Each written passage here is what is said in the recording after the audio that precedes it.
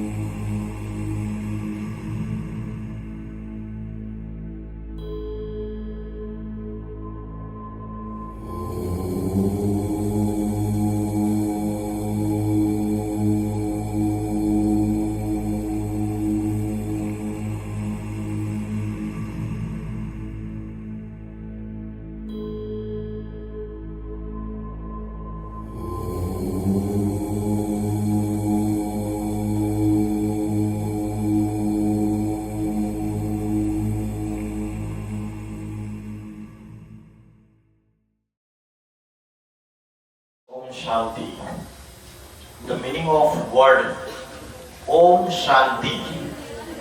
ओम शांति का अर्थ क्या है? ओम, ये जो शब्द है 3 अक्षरों से बनता है, आ, उ और म। ओम, जब आप प्रोनाउंसिएशन करते हो, ओम का ध्वनि करते हो, तो आ, उ और म। आ मतलब ब्रह्मा, उ मतलब विष्णु और म मतलब महेश। इनको हिंदू धर्म में, सनातन धर्म में त्रिदेव या त्रिमूर्ति कहते हैं। गुरुर ब्रह्मा, गुरुर गुरुर्देवो महेश्वरा, गुरु साक्षात तस्मै श्री गुरुवे नमः। तो ब्रह्मा जी, विष्णु जी, शिव इधर आकाश में बैठे या कभी इस धरती पर भी आते हैं? अच्छा, हमारे जो पिता है जिन्होंने हमारे शरीर को जन्म दिया, वो अगर हमारे साथ नहीं है तो हमारी जो प्रॉब्लम्स है लाइफ की वो इतने अच्छे से सॉल्व नहीं होगी, हमारा पालन पोषण अच्छे से नहीं होगा। वैसे परमात्मा जो है, जो परब्रह्म है, वो भी हमारा पिता है, और जब तक वो स्वयं हमारे साथ इस धरती पर अवतार नहीं लेगा तब तक हम पूर्ण तरीके से परमानेंट पीस एंड हैप्पीनेस उसको एक्सपीरियंस नहीं कर सकते। आज 100% peace and happiness, permanent peace and happiness किसी के पास है क्या? है किसी के पास? अंबानी, टाटा बिरला, बड़े बड़े industrialist, celebrity, Aamir Khan, Salman Khan, cricket players, Virat Kohli, Rohit Shetty. Rohit Shetty तो सेलिब्रिटी है। रोहित शर्मा, अरे वाह, होशियार है। मैं क्रिकेट देखता नहीं हूं ना, चलो कोई बात नहीं। और फुटबॉल प्लेयर कौन है वो?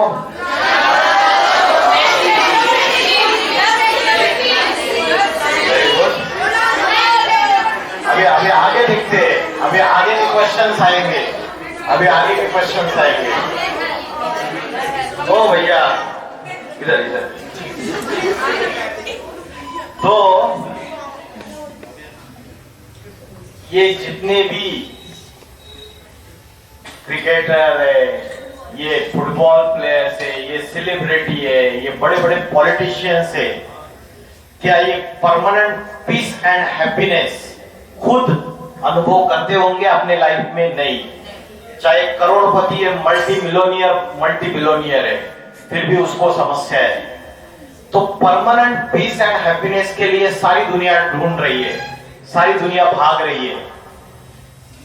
कोई बोलता है कि मेरे पास करोड़ों पैसे आ जाएंगे तो मुझे पीस एंड हैप्पीनेस मिलेगा, लेकिन धन आने के बावजूद उसको परमानेंट पीस एंड हैप्पीनेस नहीं मिलता है।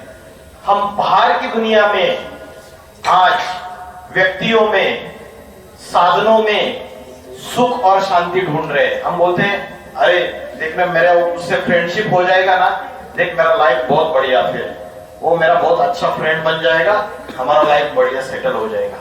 तो हम व्यक्तियों में, अपने फ्रेंड सर्कल में, अपने रिश्तेदारों में या तो साधनों में, मेरे पास स्कूटी ले लेंगे, पिताजी मुझे स्कूटी लेके दे देंगे तो मेरे पीस एंड हैप्पीनेस आ जाएगा। तो हमारी जो डिजायर्स है, हमारी जो इच्छाएं, एक इच्छा खत्म हो जाती है, फिर भी परमानेंट पीस एंड हैप्पीनेस आता नहीं है, टेम्पररी रहता है सारा। तो परमानेंट पीस एंड हैप्पीनेस के लिए हम सारी दुनिया में ढूंढ रहे या नहीं ढूंढ रहे? मंदिर में जाते, मस्जिद में जाते, चर्च में जाते, गुरुद्वारा में जाते हैं, फिर भी परमानेंट पीस एंड हैप्पीनेस नहीं मिल रही है। और सारी दुनिया आज जो है tension, depression, stress, anxiety, overthinking, multiple thoughts, suicidal thoughts, loneliness, इसकी शिकार हो रही है। छोटे बच्चे से लेके बूढ़े तक आज किसी का भी मन एकाग्र नहीं है, भटक रहा है। हाँ या ना? छोटे बच्चे भी क्या बोलते हैं, 7th क्लास का स्टूडेंट बोलते हैं, अरे क्यों रे राजू, कल स्कूल नहीं आया था? नहीं ना, मेरा डिप्रेशन चल रहा है। अरे तेरे पास कहां से डिप्रेशन आ गया है? तो ये टेंशन, डिप्रेशन, स्ट्रेस, एंजाइटी, इसका कारण क्या है? आजकल आपको पता है ऐसे ऐसे बाबाएं निकले हुए जो आपकी वीडियो गेम की लत, वीडियो गेम खेलने की जो लत है ना, उसको छुड़ा देंगे। और बाबा जी के पास लेके गए तो वीडियो गेम की लत छुड़ा देंगे। तो China is the first country who has declared addiction of the internet as one of the disease. और आज जितने भी साइकोसोमेटिक डिसऑर्डर्स है, जितने भी मनोविकार है, साइकोलॉजिकल प्रॉब्लम है, छोटे बच्चों की बात नहीं कर रहा हूं, सबकी प्रॉब्लम है, बड़ों की भी। तो ये जितनी भी समस्या है उसका मूल कारण है आज किसी को भी अध्यात्म की नॉलेज नहीं है, स्पिरिचुअल नॉलेज नहीं है। आज जो आप पढ़ाई पढ़ रहे हैं इसको बोलते हैं भौतिक पढ़ाई, भौतिक शिक्षा, इसको बोलते हैं फॉर्मल एजुकेशन, सेकुलर एजुकेशन। और एक शिक्षा है जो अर्जुन को भगवान ने महाभारत में जब युद्ध के मैदान में खड़े थे तो वो शिक्षा पढ़ाई, वो है अध्यात्म शिक्षा, आध्यात्मिक शिक्षा। इसलिए भगवान ने अर्जुन को बोला अध्यात्म विद्या विद्या नाम, ये अध्यात्म विद्या, दिस स्पिरिचुअल नॉलेज, ये सर्वश्रेष्ठ विद्या है। व्हाट इज डिफरेंस बिटवीन भौतिक पढ़ाई और अध्यात्म पढ़ाई? किसी को पता है? अध्यात्म का मीनिंग पता है? अधि मीन्स इनसाइड, आत्मा, दो शब्दों से बना हुआ है, अधि प्लस आत्मा। तो आत्मा के अंदर की जो नॉलेज है इसको कहते हैं अध्यात्म। आज किसी भी स्कूल, कॉलेज, यूनिवर्सिटी में आत्मा की नॉलेज नहीं पढ़ाई जाती। मन को कैसे एकाग्र करें ये नहीं पढ़ाया जाता। आज जो बाहर की दुनिया में जितने भी कोर्सेस होते हैं वो आर्टिफिशियल मेडिटेशन सिखाते हैं, आर्टिफिशियल मेडिटेशन। लेकिन जो नेचुरल ध्यान की प्रक्रिया है वो सिर्फ अध्यात्म सिखाता है। आज आपको अगर मैंने पूछा कि आप कौन हैं, तो आपका ध्यान आपकी फिजिकल बॉडी की तरफ जाता है। We are considering ourselves as a physical body, but we don't know that there is a power which is beyond physical body, which is controlling all the organs of the physical body. 5 ज्ञानेंद्रिया और 5 कर्मेंद्रिया, ऐसी 10 इंद्रियों से ये शरीर बना हुआ है। ये बात पता है आपको? 5 ज्ञानेंद्रिया, सेंस ऑर्गन्स कौन से? आई, नोज, ईयर, टंग, स्किन, ये 5 ज्ञानेंद्रिया है। और 5 कर्मेंद्रिया, ये जो 10 इंद्रियों का शरीर बना हुआ है, इसका कंट्रोलर कौन है? Who is the controller? Brain. Exactly wrong thing. Brain is also one of the organ. जैसे कंप्यूटर में हार्डवेयर है, सीपीयू है, सेंट्रल प्रोसेसिंग यूनिट, प्रोसेसर, तो अगर सॉफ्टवेयर नहीं होगा तो वो सीपीयू, प्रोसेसर सारे काम करेंगे क्या? तो सॉफ्टवेयर है वो आत्मा है, वो असली कंट्रोलर है। इस शरीर का जो मेन कंट्रोलर है वो आत्मा है। और हम क्या समझ रहे हैं? अभी समझो ब्रेन अगर डेड हो गया, ब्रेन डेड हो गया तो भी शरीर काम कर सकता है? नहीं कर सकता। ब्रेन डेड है, उसके बावजूद वो व्यक्ति जीवित होता है, उसको लाइफ हो सकता है। तो नर्स हॉस्पिटल में एक पेशेंट को संभाल कर रही है और उस पेशेंट का नाम समझो XYZ, कोई राम जी करके। राम जी जो है बोलती है कि है ना, राम जी की तबीयत अभी ठीक है, रिलेटिव्स को बताती है कि राम जी का बहुत अच्छे से मेडिकेशन चल रहा है, डोंट वरी। 2 दिन के बाद वो क्या बोलती है? डेड बॉडी को लेकर जाइए। राम जी नहीं बोलती है, डेड बॉडी को लेकर जाइए। ऐसे क्या था जो चला गया उसके बाद वो डेड बॉडी है? आत्मा, सोल। तो जो आत्मा है वो इन आंखों से दिखती नहीं है, दैट इज नॉट विजिबल। जैसे इलेक्ट्रिक करंट है, इलेक्ट्रिसिटी है, मैं स्विच ऑन कर दिया और वायर में से, केबल में से इलेक्ट्रिक करंट फ्लो हो रहा है। It is not visible by your open eyes, but we can experience, but we are accepting by the scientific experiments the existence of the electric current. मानते हैं ना हम? वैसे ही आत्मा इन आंखों से दिखती नहीं है, लेकिन आत्मा का हम अनुभव कर सकते हैं, एक्सपीरियंस कर सकते हैं। और एक्सपीरियंस करने के लिए मेडिटेशन, ध्यान। आज जो माइंड में सवेरे से लेकर रात तक वेस्ट थॉट्स और निगेटिव थॉट्स ज्यादा आते हैं या पॉजिटिव थॉट्स ज्यादा आते हैं, क्या होता है? तो कौन से थॉट्स ज्यादा आते हैं? Negative thoughts. कितने सच्चे बच्चे हैं। तो नेगेटिव थॉट्स ज्यादा आते हैं, तो ये जो गार्बेज हमारे माइंड में जमा हो रहा है, जैसे घर में गार्बेज जमा होता है तो रोज 2 टाइम झाड़ू लगाते हैं, साफ सफाई होती है, फिर वो गार्बेज कहाँ डाला जाता है? डस्टबिन में। और डस्टबिन घर में रखते हैं या दूसरे दिन स्वच्छता अभियान की गाड़ी आती है तो वो डस्टबिन को भी डिस्पोज ऑफ कर देते हैं? नहीं। लेकिन जो मन के अंदर जो रोज कचरा जमा हो रहा है, वो कचरा क्या हम साफ सफाई उसकी क्लींसिंग रोज कर रहे हैं या नहीं कर रहे हैं? हमें पता है कि उसकी क्लींसिंग कैसे करनी है, हाँ या ना? गांधी जी के 3 बंदर कौन से हैं?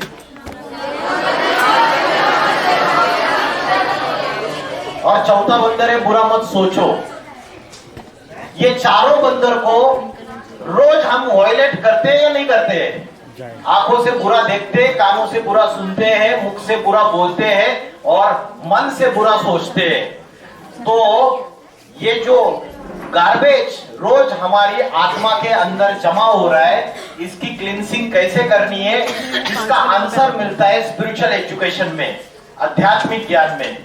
तो भौतिक शिक्षा से आप इंजीनियर बन सकते हो, डॉक्टर बन सकते हो, वकील बन सकते हो, लेकिन अच्छे ह्यूमन बीइंग नहीं बन सकते। I went to one engineering college in Pune, Maharashtra. Have you heard Pune city? There is one engineering college, Sinhagad Engineering College and Technology. And I went there. I have seen in the premises they have put one poster on the wall. It was written in the poster that we are not committed to provide only good engineers, but also to provide good human beings.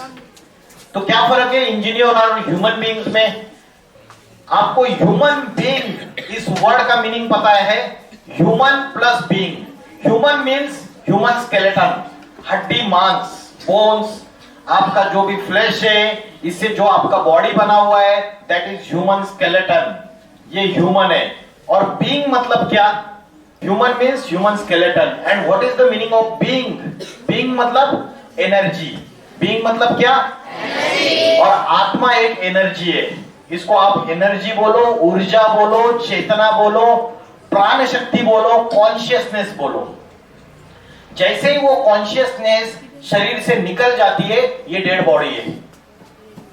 तो ये consciousness जो है, ये आत्मा की जो शक्ति है, जो मनस शक्ति है हमारी, वो कमजोर होती जा रही है, जिसको हम बोलते हैं विल पावर। क्या बोलते हैं? और विल पावर जो है वो सेल्फ कॉन्फिडेंस की पावर है, वो हमारी कमजोर होती जा रही है। ये विल पावर कैसे बढ़ानी है, उसके लिए चाहिए अध्यात्म ज्ञान। अर्जुन ने महाभारत के युद्ध में दोनों सेनाओं के बीच में रथ खड़ा हुआ है। अर्जुन ने भगवान को ये नहीं पूछा कि मेरा ये गांडीव धनुष है, इसको कैसे चलाना है और कैसे युद्ध करनी है। अर्जुन ने भगवान को चैप्टर नंबर 2 में पूछा, मेरा मन बड़ा चंचल है, उस चंचल मन को, मेरा मन बड़ा हठी है। चंचल means my mind is flickering, it is unstable, it is very much obstinate, बड़ा बलवान है, it is very much powerful, how to control my mind. ये क्वेश्चन चैप्टर नंबर 2 में अर्जुन ने पूछा।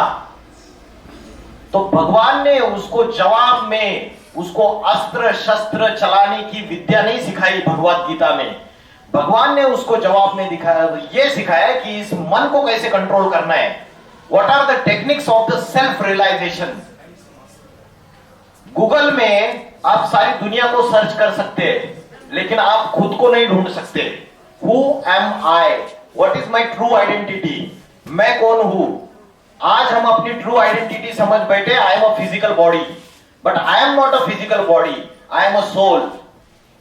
जो आंखों से नहीं दिखता है उसको हम नहीं मान रहे। जब हम अपनी आत्मा का रियलाइजेशन करेंगे, तब हमारा मन, हमारी बुद्धि कंप्लीटली एकाग्र, कॉन्सेंट्रेटेड हो जाएगा। और जब मन और बुद्धि कॉन्सेंट्रेटेड हो जाएगी, तो भगवत गीता में बोला है, मन जीते सो जगत जीत, इंद्रिया जीते सो जगत जीत। मन के हारे हार है, मन के जीते जीत है। आज बड़े बड़े scientist, philosophers, IAS officers, engineers, doctor, वकील, पढ़े लिखे लोग, कोटा का नाम सुना है? कोटा राजस्थान में एंट्रेंस एग्जाम, इंजीनियरिंग की एंट्रेंस एग्जाम, मेडिकल के एंट्रेंस एग्जाम, ढेर सारे कोचिंग इंस्टीट्यूट से ये बड़े बड़े scientist, philosophers, celebrities engineers, doctors, वकील, कोटा में पढ़ाई पढ़ने वाले ब्रिलियंट स्टूडेंट्स सारे सुसाइड कर रहे, आत्महत्या क्यों कर रहे? इनको तो कितनी नॉलेज है, ये तो सोसाइटी के इंटेलेक्चुअल्स है, इसलिए कर रहे क्योंकि आत्मज्ञान नहीं है, अध्यात्म का ज्ञान नहीं है, स्पिरिचुअल नॉलेज नहीं है, मन को एकाग्र कैसे करना है। बाकी सारा ढेर सारा पैसा कमा लिया है, लाखों रुपए करोड़ों रुपए की नौकरी मिल गई, तो एक्सटर्नल वेल्थ के पीछे सारा जीवन बर्बाद कर दिया और जो इंटरनल वेल्थ है वो गायब हो गई। इंटरनल वेल्थ क्या है पता है? इंटरनल वेल्थ ये कि आपकी आत्मा की शक्ति, आपके मन की शक्ति, pure thoughts, cleansing and purification of your mind and soul, ये आपकी इंटरनल वेल्थ है। आज उसके लिए हम कोई भी समय नहीं देते। 24 घंटे में 1 घंटा भी अपने मन को एकाग्र करने के लिए, अपनी आत्मा की शक्ति बढ़ाने के लिए, विल पावर बढ़ाने के लिए हम देते हैं क्या? अभी हम 2 मिनट का हमने एक्सरसाइज किया, लेकिन 2 मिनट में भी जिसके मन में बहुत ज्यादा थॉट्स आ रहे थे, मन बहुत भटक रहा था, तो वो समझो उसका मन बीमार है और उसको डॉक्टर की जरूरत है। वो वाला बाहर का डॉक्टर नहीं, एलोपैथी होम्योपैथी वाला वो डॉक्टर नहीं, इसको अध्यात्म नॉलेज की जरूरत है, वो डॉक्टर है। तो और जिसका मन स्टेबल था 2 मिनट में जब हम मेडिटेशन किया, अगर ओवर थिंकिंग हो रही है, मल्टीपल थॉट्स आते रहते हैं, बार बार मन चंचल होता है, फ्लिकरिंग होता है, तो समझो मन बीमार है। और अगर मन बीमार है तो आप कितने भी मेहनत करो, आपको जितने मार्क्स आपके एग्जाम्स में मिलने नहीं मिलेंगे। आप अगर मन को एकाग्र करोगे, कंसंट्रेट करोगे, फोकस करोगे, तो आपकी ये जो लौकिक पढ़ाई है, भौतिक पढ़ाई है, इसमें भी आपका बेस्ट रिजल्ट दिखाई देगा। इसलिए भगवत गीता में बोला है, योगः कर्मसु कौशलम। जो योगी होता है उसके कर्मों में कुशलता आती है। वो नरेंद्र मोदी जी ने एक किस्सा बताया था, वो ट्रेन से ट्रैवल कर रहे थे, एक लड़का आया बूट पॉलिश करने वाला, तो सबको जाके पूछता था कि बूट पॉलिश करूं क्या, और जब बूट पॉलिश के लिए कोई हाँ बोलता था तो उसको एक न्यूज़पेपर भी देता था साथ में। बूट पॉलिश उसी पैसे में बूट पॉलिश भी करता था, एक न्यूज़पेपर देता था। तो उसका जो कर्म वो साधारण कर रहा था, बहुत छोटा सा जॉब कर रहा था वो, लेकिन उसका जो स्किल था वो एक्सेलेंट था दूसरों के मुकाबले। तो कोई भी कर्म करते हैं, अगर हम मन को एकाग्र करते हुए, माइंड को स्टेबल करते हुए अगर हम वो कर्म करते हैं, वो कर्म दूसरों से कंपेयर टू एक्सेलेंट कर्म दिखाई देता है। इसलिए हम देखते हैं कि स्कूल में कोई स्टूडेंट्स बहुत ब्राइट है। ब्राइट स्टूडेंट्स मतलब उनकी कॉन्शियसनेस जो है, उनकी विल पावर जो है, उनकी सोल की पावर ज्यादा है, because they are more concentrated, they are more focused.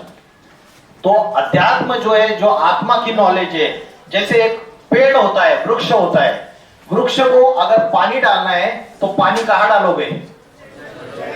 जड़ में। कोई मूर्ख होगा वो टहनियों में, पत्तों में और तने में पानी डालेगा। वैसे ही ये शरीर क्या है? वृक्ष है, और इसका जो बीज है, इसकी जो जड़ें है, ये आत्मा, मन, बुद्धि और संस्कार है।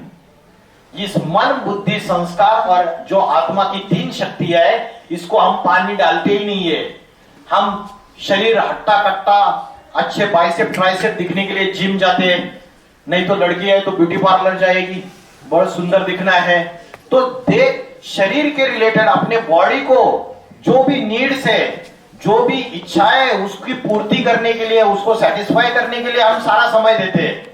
लेकिन हमारी जो आत्मा है, जो मन है, उसको एकाग्र करने के लिए, उसकी शक्ति बढ़ाने के लिए हम 24 घंटे में कोई भी समय नहीं देते। कभी आपने दिए की ज्योति देखी है? अगर आपने हवा बहुत चल रही है तो वो फ्लिकर करती है, वैसे हमारा माइंड है। ये जो माइंड के अंदर, आत्मा के अंदर जो विषय विकार है, उसकी वजह से हमारा मन अनस्टेबल है। हमारी आत्मा की बैटरी अभी डिस्चार्ज होती जा रही है, तो बैटरी को रोज चार्जिंग करना पड़ेगा, जैसे मोबाइल की बैटरी चार्जिंग करते हैं। इसका फ्लिकर होने का कारण है 5 विषय विकार। These are the 3 enemies of the soul. There are 3 enemies of the soul. वैसे तो 5 है, लेकिन मुख्य जो है 3 एनिमीज ऑफ द सोल। किसी को पता है आत्मा के 3 शत्रु कौन से? अनस्टेबिलिटी आ रही है, आत्मा के 3 शत्रु।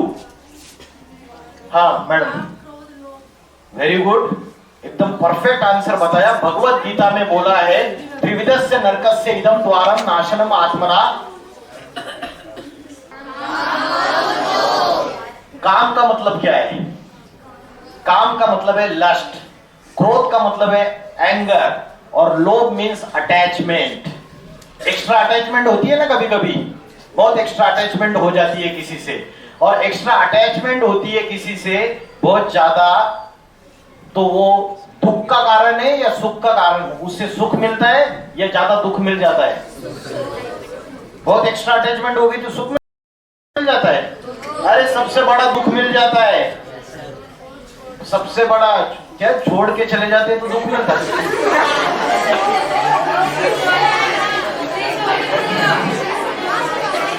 हाँ सही बोला उन्होंने।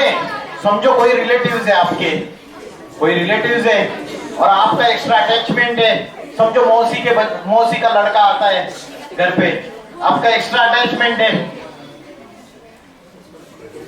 मौसी है ही नहीं,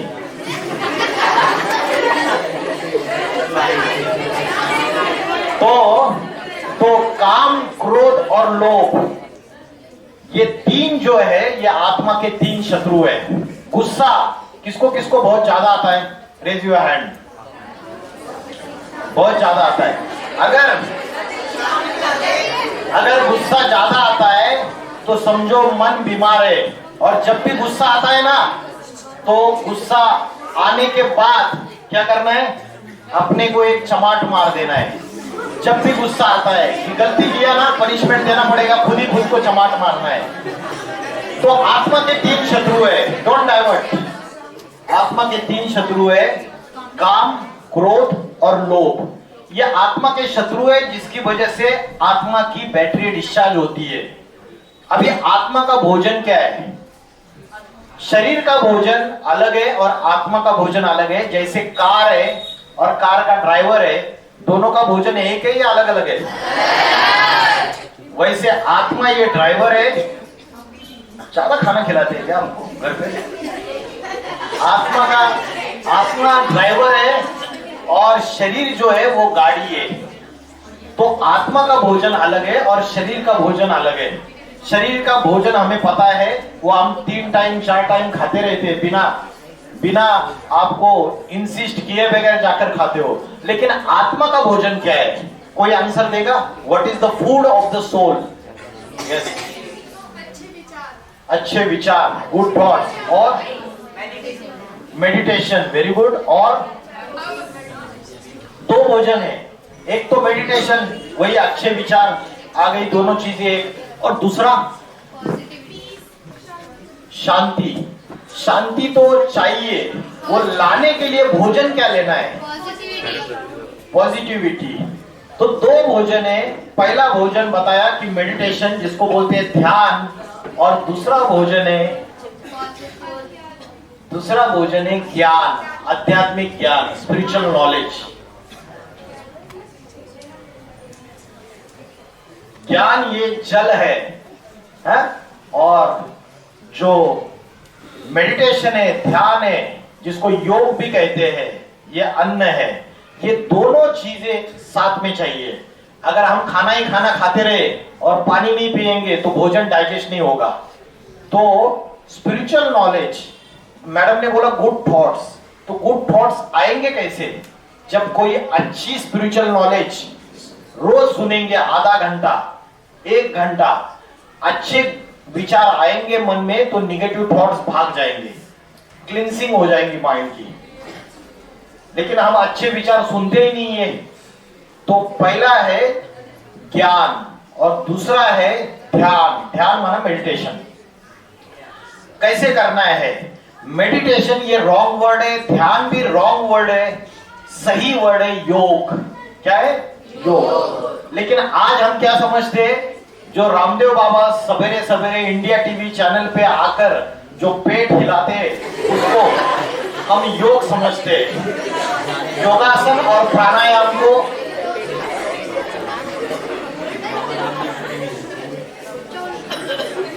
अच्छा, एक बात है, जैसे देखो अभी मैंने कोई बात बोली, आप हंसे, लॉ ऑफ इनर्शिया पता है आपको? लॉ ऑफ इनर्शिया नहीं पता? Newton second law of motion, sorry first law of motion. First law of motion क्या है? everybody tries to continue in state of rest or motion unless and until acted upon by some external agency।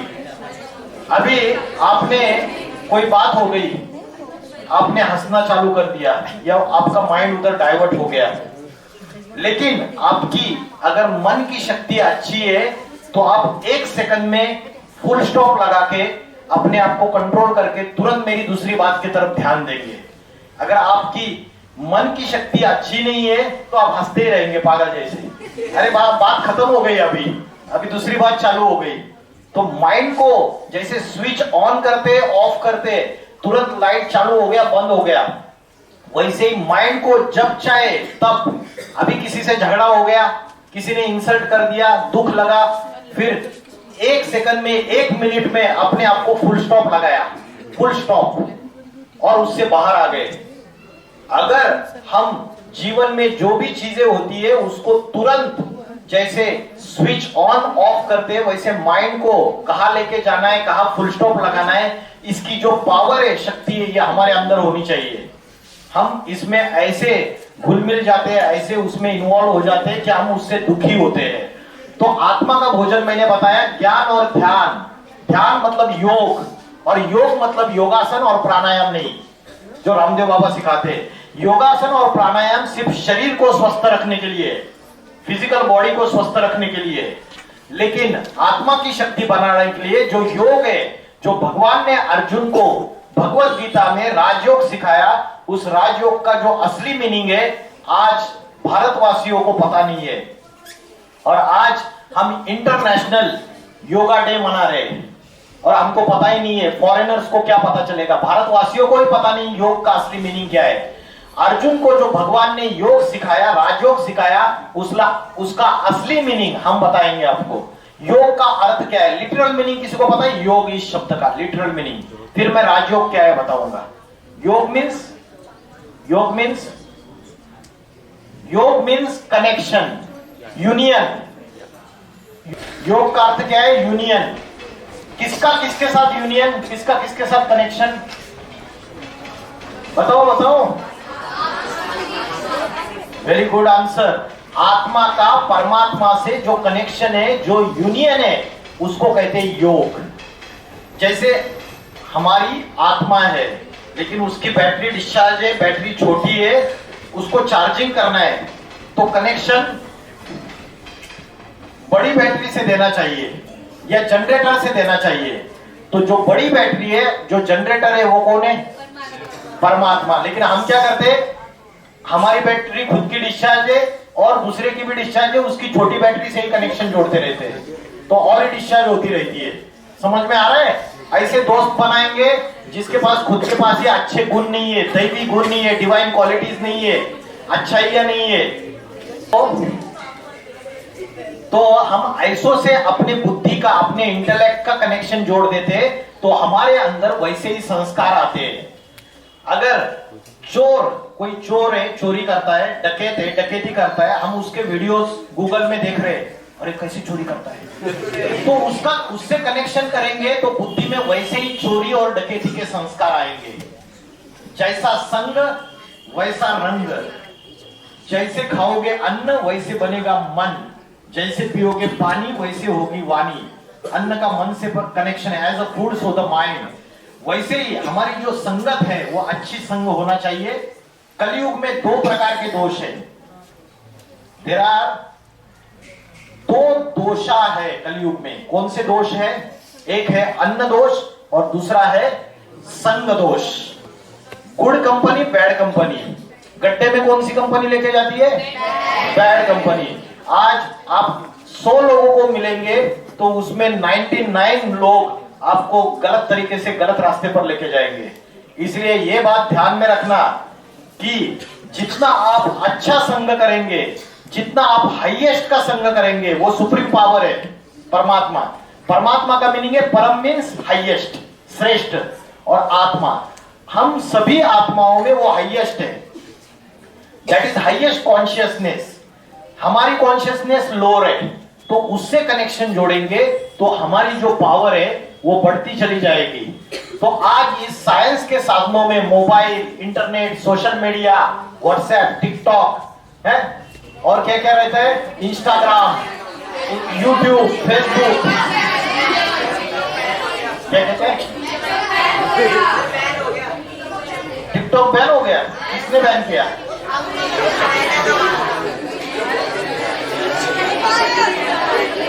बहुत general knowledge है, अभी आगे देखते हैं। और तो इन साधनों में आज की 95% जो यंग जनरेशन है ये इन साधनों में फंसी हुई है।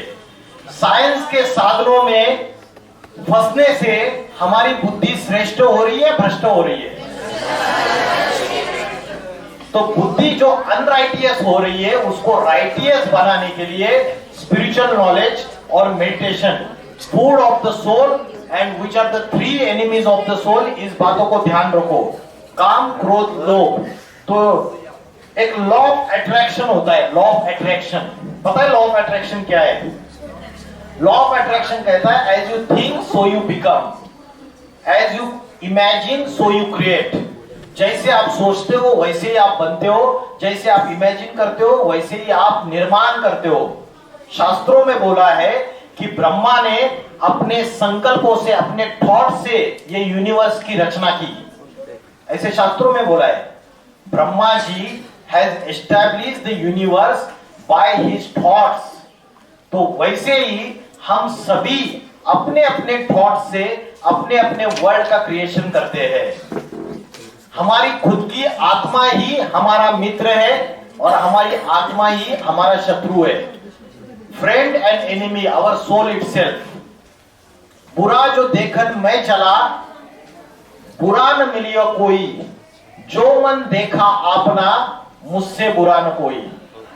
हम दूसरों को ये बुरा है, ये ऐसा है, वो वैसा है, ये गंदा है, ये परचिंतन करते रहते हैं।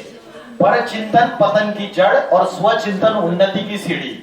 हम अपने मन को झांक के देखें, आपके मन की क्लींसिंग कैसे करनी है, उसको कैसे स्वस्थ बनाना है, हेल्दी माइंड कैसे बनाना है, उसकी पावर कैसे बढ़ानी है। उसके लिए 2 मेथड है।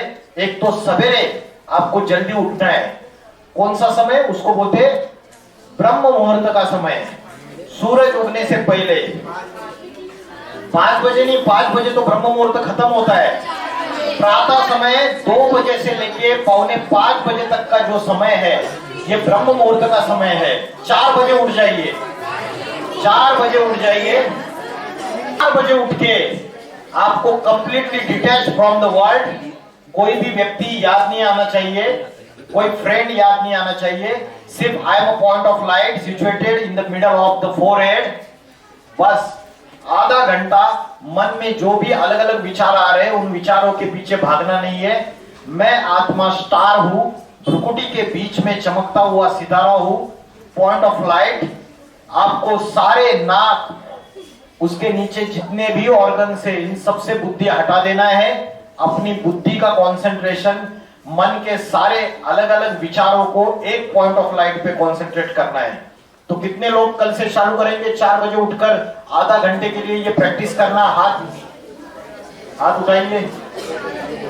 1 2 3। ये जो है ना झूठा हैंड रेज कर रहा है, ये बाद में दूसरों का देखकर।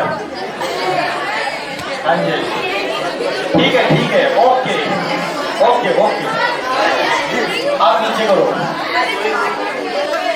और उन्होंने बोला ये जो कैंसर हुआ है, मैंने जब से मुझे ये बीमारी हुई मैंने कभी भी एक भी निगेटिव थॉट, एक भी निगेटिविटी मेरे माइंड में नहीं लाई। तो उनका कैंसर कंप्लीटली क्योर हो गया। तो जो पॉजिटिव थॉट से, आजकल पॉजिटिव थॉट से भी इलनेसेस क्योर कर सकते हैं। आजकल जितनी बीमारियां बढ़ती जा रही है उसका कहीं ना कहीं मेन सोर्स है, वो सोर्स मन के निगेटिविटी में और वेस्ट थॉट्स में उसका सोर्स है। अगर मन को क्लींसिंग करेंगे, प्यूरिफाई करेंगे, तो जो मेडिटेशन है उसके आपका लाइफ स्पैन भी बढ़ता है। तो आपके लाइफस्टाइल में आधुनिकता के साथ साथ, आपके लाइफस्टाइल में आधुनिकता के साथ साथ आध्यात्मिकता को भी आपको जरूर लाना है। Mind can carry, strong mind can carry weak body, but a weak mind cannot carry strong body. समझ रहे हैं? A strong mind can carry weak body, but the weak mind cannot carry strong body. वो motivational speaker है, दोनों football खेल रहा है, दोनों हाथ नहीं है, दोनों पैर नहीं है, तो विल पावर ज्यादा है तो माउंट एवरेस्ट भी क्रॉस कर सकते हैं। अगर विल पावर कमजोर है तो जीवन में जो छोटे छोटे चैलेंजेस है उसमें हम हार जाते हैं पूरी तरीके से। तो ये एग्जाम्पल है। शायद ब्रह्म मुहूर्त के समय 4 बजे उठ के भ्रुकुटी के बीच में पॉइंट ऑफ लाइट को कॉन्सेंट्रेट करना है। तो मुझे बताइए, जो आत्मा है वो कहाँ रहती है? नाक पे रहती है, कान में रहती है, हृदय में रहती है, कहाँ रहती है आत्मा? इन्होंने बताया यहाँ पे रहती है, भ्रुकुटी के बीच में। क्या क्या क्या क्या बताया आपने? यहाँ पे रहती है, इन्होंने बताया। तो आत्मा जो है वो भ्रुकुटी के बीच में रहती है। इसका क्या प्रूफ है कि यहाँ पे रहती है? जो भारत की जो कन्या माता है वो यहाँ पे बिंदी लगाती है, और जो पुरुष लोग हैं यहाँ पे टीका या तिलक लगाते हैं।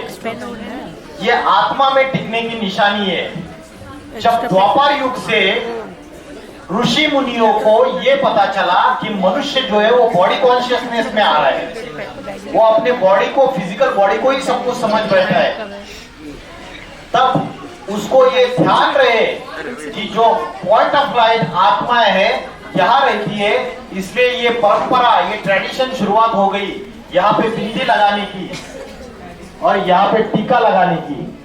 तो ये आज ये जो परंपरा है, ये ट्रेडिशन है, इसका स्पिरिचुअल सीक्रेट हम भूल चुके हैं।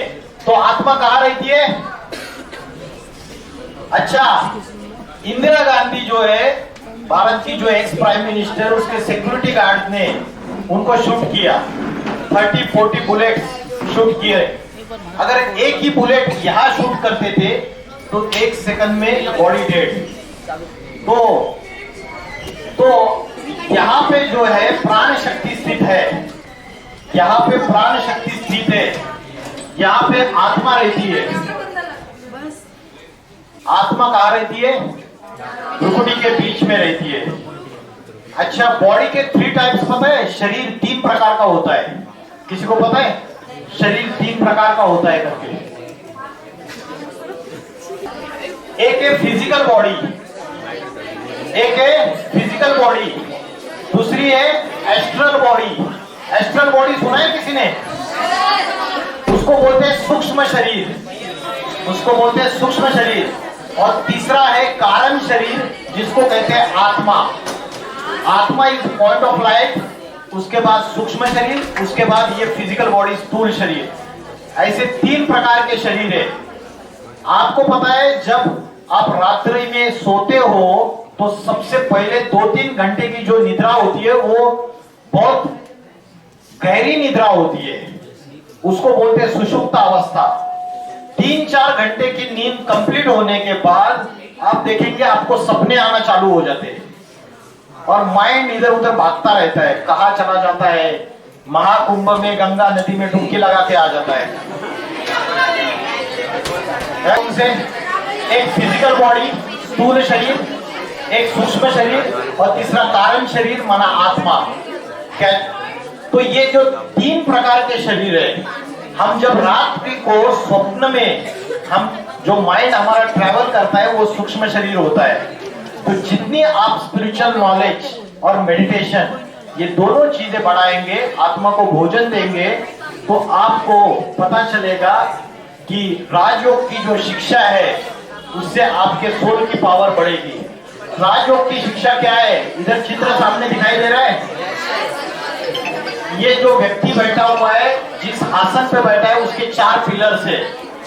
द फर्स्ट पिलर क्या लिखा है?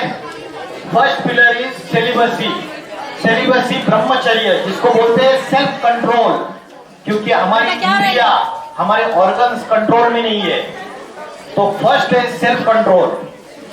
और दूसरा जो है वो है शुद्ध अन्न। As a food so the mind, जैसे खाओगे अन्न वैसे बनेगा मन। और तीसरा है डिवाइन क्वालिटीज। और चौथा है स्पिरिचुअल एजुकेशन। तो ये राजयोग के 4 पिलर्स हैं। इन चारों पिलर्स को हम अपने लाइफस्टाइल में अगर फॉलो करते हैं तो राजयोग का अभ्यास हम अपने जीवन में धारण कर सकते हैं। अच्छा, मुझे बताइए 4 युग कौन से हैं? 4 युग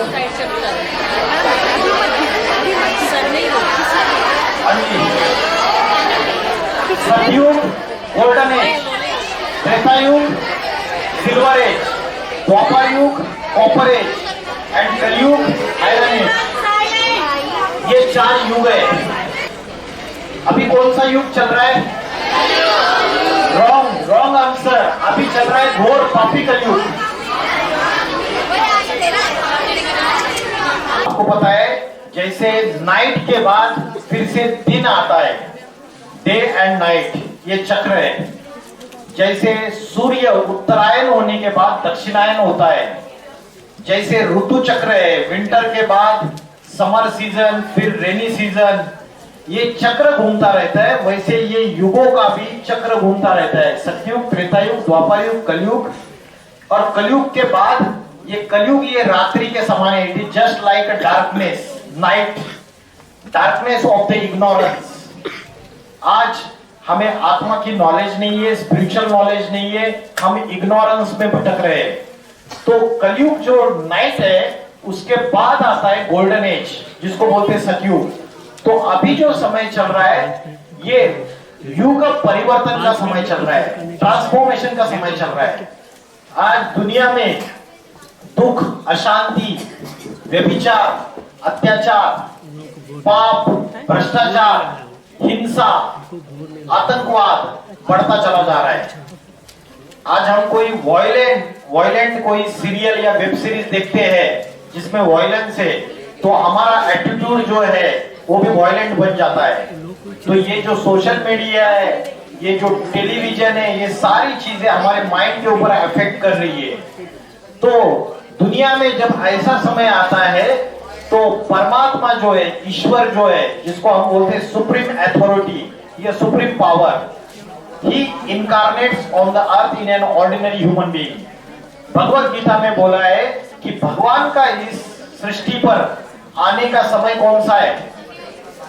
नहीं, कब आता है वो इस सृष्टि पर आकर ज्ञान देता है। उसका आने का समय तब है यदा यदा ही धर्मस्य ग्लानिर्भवति भारत। जब सत्य धर्म जो है उसकी ग्लानि हो जाती है, अधर्म का बोलबाला हो जाता है, there is a complete increase in the irreligiousness and degradation of the true religion, जो आत्मा का धर्म है, तब जाके दुर्जनों का विनाश करने के लिए, सज्जनों की रक्षा करने के लिए मैं आता हूं। तो अभी जो दुनिया की हालत चल रही है, अभी मनुष्य ने अपने डिस्ट्रक्शन के सारे साधन तैयार कर लिए। आपको पता है साइंस ने इतनी डेवलपमेंट की है, इंटरनेट टेक्नोलॉजी आई, आर्टिफिशियल इंटेलिजेंस आया, रोबोटिक्स टेक्नोलॉजी आ गई। आपने किसी ने डूम्सडे क्लॉक सुना है? डूम्सडे क्लॉक किसी ने सुना है? ये अमेरिका में वॉशिंगटन के जो साइंटिस्ट है, उन्होंने ये क्लॉक बनाया है। इसमें उन्होंने बताया कि वर्ल्ड जो है वो क्लॉक जो है वो सेट करते हैं साइंटिस्ट एज पर द एनवायरमेंटल डिग्रेडेशन, और जो न्यूक्लियर पावर आज सारी दुनिया में जनरेट हो चुकी है। तो उन्होंने बताया ये जो डूम्सडे क्लॉक है, अभी वर्ल्ड के डिस्ट्रक्शन के लिए सिर्फ 89 सेकंड्स बाकी है, सिर्फ 89 सेकंड। 89 सेकंड मतलब अभी तुरंत 89 सेकंड्स ऐसा नहीं, उन्होंने उसका फॉर्मूला तैयार किया है, मतलब बहुत थोड़े वर्ष बाकी है। या हमें, आप गूगल में जाइए, सर्च कीजिए डूम्सडे क्लॉक करके, आपको पता चलेगा। तो उसमें उन्होंने 3 फैक्टर्स बताए। उन्होंने पहला फैक्टर बताया है कि सबसे पहला फैक्टर है न्यूक्लियर वॉर, क्योंकि आज छोटे से छोटी कंट्री के पास न्यूक्लियर वेपन्स है, न्यूक्लियर मिसाइल्स है, हाँ या नहीं? फर्स्ट एटम बॉम्ब का इन्वेंशन किसने किया? फर्स्ट एटम बॉम्ब का इन्वेंशन रॉबर्ट ओपेनहाइमर 1945 में फर्स्ट एटम बॉम्ब का इन्वेंशन किया, और ये न्यूक्लियर पावर दुनिया के अंदर आ गई। It is for the destruction of the entire world. Science ने अच्छी चीजें डेवलप की तो इस प्लेनेट के डिस्ट्रक्शन के साधन भी तैयार कर लिए। मनुष्य जिस पेड़ की डाली पे बैठा है उसी डाली को काट रहा है, तो खुद भी नीचे गिरेगा या नहीं गिरेगा? तो ऐसी हालत हो गई। जब ऐसी हालत हो जाती है संसार की, तो डूम्सडे क्लॉक का उसने 3 बताया। First is the nuclear weapons, nuclear war. Second उन्होंने बताया आर्टिफिशियल इंटेलिजेंस, और तीसरा बताया एनवायरमेंटल डिग्रेडेशन। आपको पता है आर्टिफिशियल इंटेलिजेंस से जो टेक्नोलॉजी डेवलप हो रही है, रोबोटिक्स डेवलप हो रहे हैं, कल जाके अगर उनका इंटेलिजेंस का लेवल बढ़ गया तो वो मनुष्य को भी खत्म कर देंगे। तो ये 3 फैक्टर्स को कंसीडर किया हुआ है। तो एक तो न्यूक्लियर वॉर, दूसरा क्या बताया मैंने, एनवायरमेंटल डिग्रेडेशन, और तीसरा एक्चुअल में रीजन है वो है civil wars between Hindus and Muslims. क्योंकि रिलीजन के बीच में झगड़े बढ़ते चले जा रहे हैं, क्योंकि अध्यात्म का ज्ञान किसी को है नहीं। खोखली धर्म की आस्था है सबके अंदर, अध्यात्म का ज्ञान नहीं। आज जो बोलते हैं कि हम सनातनी है, उनको सनातन धर्म का ज्ञान ही नहीं है, उनको भगवत गीता में क्या लिखा है पता ही नहीं है। तो एक्चुअल में स्पिरिचुअल नॉलेज से सारे मनुष्य दूर जा रहे हैं, और उसकी वजह से आपस में झगड़े, देशों के बीच में झगड़े, राज्यों के बीच में झगड़े, समाज के बीच में झगड़े, धर्मों के बीच में झगड़े बढ़ते चले जा रहे। तब भगवान का अवतार होता है, और भगवान जब अवतार लेता है तो ब्रह्मा द्वारा एस्टेब्लिशमेंट, शंकर द्वारा डिस्ट्रक्शन, है ना। GOD, G means generator, O means operator, और D मीन्स डिस्ट्रक्टर, डिस्ट्रॉयर। तो शंकर के द्वारा विनाश, ब्रह्मा के द्वारा स्थापना, establishment of the new world, that is golden age, that is Satyug, that is called as Ram Rajya, that is called as heaven, that is called as swarg, that is called as Vaikunth, and Muslim call it as jannat. सबने उसको अलग अलग नाम से पुकारा। तो जब युग परिवर्तन का समय आता है तब ईश्वर इस सृष्टि पे आता है। अभी दुनिया में फर्स्ट वर्ल्ड वॉर हो चुका है, सेकंड वर्ल्ड वॉर भी हो चुका है, अभी थर्ड वर्ल्ड वॉर के कगार पे, we are on the verge of the third world war. अभी रशिया और यूक्रेन की लड़ाई 2 साल से चल रही है। अभी इजराइल पैलेस्टाइन के बीच में ईरान लेबनान वॉर चल रही थी, अभी रुक गई है। अफगानिस्तान ने पाकिस्तान के ऊपर आक्रमण किया है। तो आज दुनिया में सारे धर्म आपस में लड़ाई झगड़ा कर रहे हैं।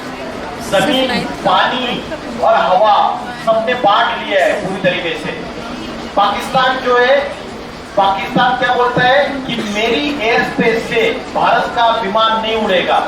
तो इस तरीके से दुनिया में सभी की दुश्मनी बढ़ती चली जा रही है, देशों में, समाज में। अगर थर्ड वर्ल्ड वॉर हुआ तो न्यूक्लियर वॉर होने के चांसेस है या नहीं है? न्यूक्लियर वॉर होने के चांसेस हुए। अगर न्यूक्लियर वॉर हुए तो उससे अर्थ का टेम्परेचर इंक्रीज हो जाएगा। अभी भी ग्लोबल वार्मिंग हो रही है। अर्थ का टेम्परेचर इंक्रीज होने से क्या होगा? अर्थ का टेम्परेचर इंक्रीज होने से नॉर्थ पोल और साउथ पोल के जो ग्लेशियर्स है वो मेल्ट होंगे, अभी भी हो रहे। और नॉर्थ पोल साउथ पोल के ग्लेशियर्स मेल्ट होने से क्या होगा? जो ओशंस का जो वाटर लेवल है वो इंक्रीज हो जाएगा।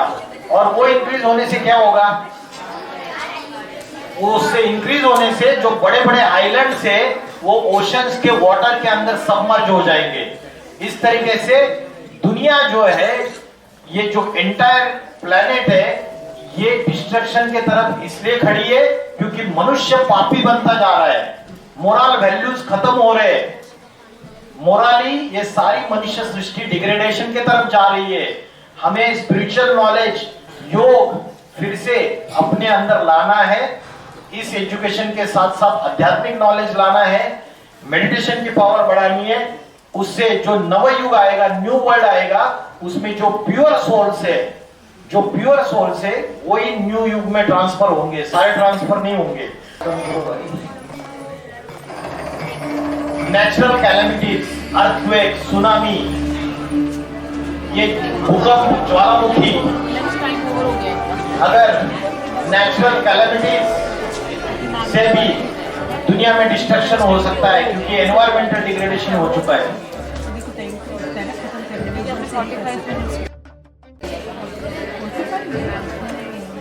जो मेट्रोपॉलिटन सिटीज में बड़ी बड़ी बिल्डिंग है 70-80 मंजिल की, वो ताश के पत्तों के जैसे नीचे गिर जाएगी अगर अर्थक्वेक्स आएंगे।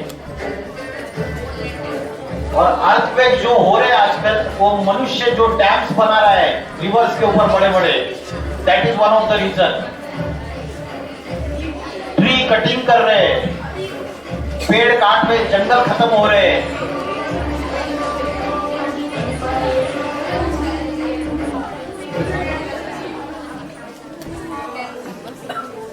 तो अगर दुनिया यहाँ पे खड़ी है तो हमें आत्मा का भोजन लेना पड़ेगा।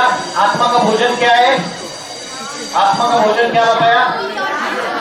ज्ञान और ध्यान। उसके लिए कौन से समय उठना है? सवेरे।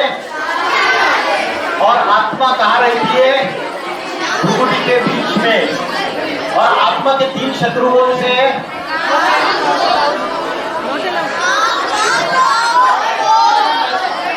अभी जो समय चल रहा है, इस समय बहुत सारी प्रेडिक्शन से नॉस्ट्राडेमस, किरोकिट, एंडरसन, जुल्बन, these are all predictors। उन्होंने प्रेडिक्शंस की है। कल की अवतार आपने सुना रहेगा, गोपीनाथ शास्त्री, कल की पुराण और भविष्य मालिका अच्युतानंद स्वामी, इन्होंने जो प्रेडिक्शंस की है, उस प्रेडिक्शंस के अनुसार परमात्मा का अवतार इस सृष्टि पर हो चुका है। वो ऐसी स्पिरिचुअल रिवॉल्यूशन लाएगा, ऐसी स्पिरिचुअल संगठन तैयार करेगा कि बड़ी बड़ी महासत्ताएं, अमेरिका, चीन, यूरोप, ऑस्ट्रेलिया, न्यूजीलैंड, रशिया, ये उसके सामने नतमस्तक हो जाएंगे। भारत आने वाले समय में विश्व गुरु बन जाएगा और इस दुनिया में एक जाति, एक धर्म, एक भाषा, एक राज्य स्थापन हो जाएगा। अनेक जातियों का, अनेक धर्मों का, अनेक ओपिनियंस का विनाश हो जाएगा। तो अभी ये जो ईश्वर के द्वारा स्वयं राजयोग की शिक्षा पढ़ाई जा रही है, आप ये जो बुक्स दिए उस नॉलेज को पढ़िए और वेबसाइट सर्च कीजिए, ब्राउज कीजिए, उसमें यूट्यूब चैनल्स पे जाइए, रोज स्पिरिचुअल एजुकेशन सुनिए, आधा घंटा मेडिटेशन कीजिए, रात को सोते समय कीजिए, दिन में हर 1 घंटे में क्लासरूम में बैठे बैठे यहाँ पे कॉन्सेंट्रेट कीजिए। आंखें बंद नहीं करनी है। शिव शंकर भोलेनाथ के जितने चित्र और जितनी मूर्तियां है, वो ध्यान मग्न अवस्था में बैठे हैं। आंखें बंद है या आंखें खुली है? हाफ ओपन, हाफ क्लोज्ड, उसको बोलते हैं अर्धोन्मिलित नेत्र। तो आंखें बंद करके मेडिटेशन का अभ्यास नहीं करना है। आपको भगवत गीता में चैप्टर नंबर 6 श्लोक नंबर 13 में बोला है संप्रेक्ष, माना आंखें खुली रख के मन को भ्रुकुटी के बीच में एकाग्र करते हुए परमात्मा से कनेक्शन जोड़ना। ये राजयोग की असली व्याख्या है। इतना बोलकर मैं रुकता हूँ। ओम नमः शिवाय। हमारा आध्यात्मिक विश्वविद्यालय एक परिवार है जो इसी तरह के सेमिनार कंडक्ट करता है और आध्यात्मिक जागरूकता के लिए प्रयासरत है। और हमारा 7 डेज का ऑनलाइन कोर्स होता है, जिसमें हम, जो कि फ्री होता है, ऑनलाइन होता है और 1 आवर का होता है, जिसमें ये सभी चीजें डिटेल में समझाई जाती हैं। तो जो, और हमारी वेबसाइट है www.ppks.info और हमारा यूट्यूब चैनल है स्पिरिचुअल रेवोल्यूशन, जिसमें इस तरह के बहुत सारे सेमिनार्स के वीडियो आपको मिलेंगे। आप लोग देख सकते हैं यूट्यूब पर। ठीक है, थैंक यू सो मच।